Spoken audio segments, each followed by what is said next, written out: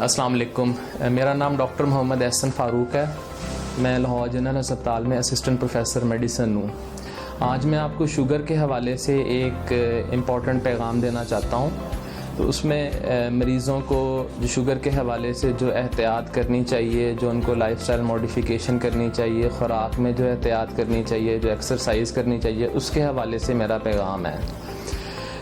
सबसे पहले ये है कि ख़ुराक के अंदर ये है कि मीठे से मुकम्मल तौर पे परहेज़ करना है। इसमें चीनी, शहद, शक्कर और गुड़ से भी परहेज़ करना है। हाँ, आप जो आर्टिफिशियल स्वीटनर्स हैं जैसे सुकराल है, कैंडल, वो इस्तेमाल कर सकते हैं, या फिर एक नेचुरल स्वीटनर है जो स्टीविया के नाम से आता है, वो आप इस्तेमाल कर सकते हैं। इसके अलावा ख़ुराक में ये है कि आप दिन में 6 से 7 दफ़ा आप खाना खाएं। उसको आप 3 मेन मील्स के अंदर सेपरेट करें और उसके अंदर 3 जो है छोटे आपके स्नैक्स हों, यानी कि आप जो थोड़ा बहुत जब दरमियान में खाना खाएं उसको आप स्नैक्स कहते हैं। तो आपका जो खाने पीने का टाइम वो फ़िक्स होना चाहिए। आपका नाश्ते का, दोपहर के खाने का, रात के खाने का टाइम वो फ़िक्स होना चाहिए। और दरमियान में भी आप कोई ना कोई फल वगैरह या कोई भुने हुए चने वगैरह या सलाद वगैरह या दलिया वगैरह या इस तरह की चीज़ कोई छोटी मोटी आप दरमियान में ले सकते हैं। इसमें यह है कि बेकरी की चीज़ों से आपने मुकम्मल तौर पे परहेज़ करना है। तली हुई चीज़ों से, नान, पराठों वगैरह से आपने मुकम्मल तौर पे परहेज़ करना है। खाने के अंदर आप क्या कुछ ले सकते हैं, उसमें आप चक्की के आटे की बनी हुई रोटी इस्तेमाल कर सकते हैं। छोटे साइज़ का फुल्का बना के सुबह दोपहर शाम वो इस्तेमाल कर सकते हैं।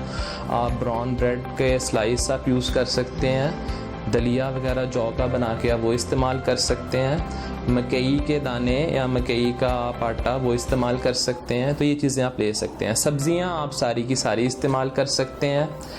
इसके अलावा ये है कि जो आलू और चावल हैं वो आप कम मिकदार के अंदर इस्तेमाल करें। दालें आप छिलके वाली इस्तेमाल करें। छोटा मुर्गी, मछली का गोश्त आप इस्तेमाल कर सकते हैं, लेकिन गोश्त को बेहतर है कि आप सब्ज़ी में डालकर इस्तेमाल करें।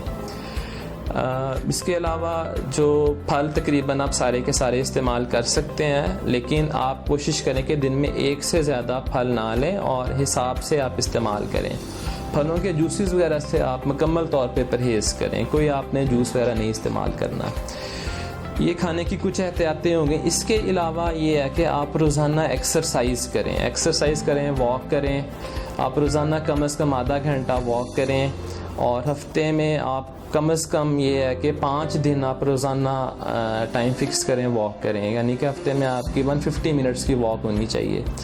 इसके अलावा आप जो छोटी मोटी कोई एक्सरसाइज, गेम वगैरह वो भी इसके अलावा कर सकते हैं, या खड़े खड़े आप कुछ डंड बैठ के वगैरह इस तरह वो भी आप कर सकते हैं।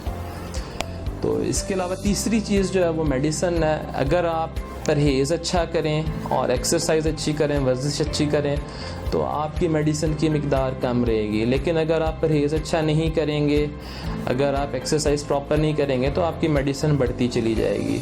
शुगर एक ऐसा मर्ज़ है जो जिस्म के हर हिस्से को मुतासर करता है। मैं ये कहता हूँ कि सर के बालों से लेके पाँव के नाखून तक जिस्म के हर हिस्से को शुगर मुतासर करती है। अगर आप शुगर को कंट्रोल रखेंगे तो आप ज़्यादा देर तक आपके जो है ऑर्गन्स जो है वो काम करेंगे। ख़ास तौर से शुगर जो है दिल को, जिगर को, आपके गुर्दों को और असाबी सिस्टम को ज़्यादा और आँखों को ज़्यादा मुतासर करती है।